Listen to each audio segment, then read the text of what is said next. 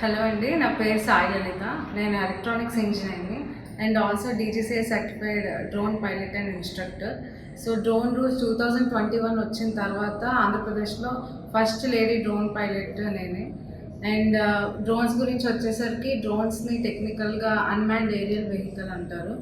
So ఆ drones అనేవి ఇంతకుముందు మిలిటరీలో యూజ్ చేసేవారు ఎక్కువగా. సో ఇప్పుడైతే చాలా అప్లికేషన్స్లో వాడుతున్నారు. బేసికల్గా agriculture, infrastructure, surveillance, mining, power utility, survey and వాటికి యూజ్ చేస్తున్నారు. సో అగ్రికల్చర్కి వచ్చేసరికి స్ప్రేయింగ్ యాక్టివిటీస్ చేయొచ్చు, క్రాప్ హెల్త్ మానిటరింగ్ చేయొచ్చు. అండ్ ఇన్ఫ్రాస్ట్రక్చర్కి వచ్చేసరికి బిల్డింగ్స్ క్రాక్స్ కానీ అవన్నీ మానిటర్ చేయొచ్చు.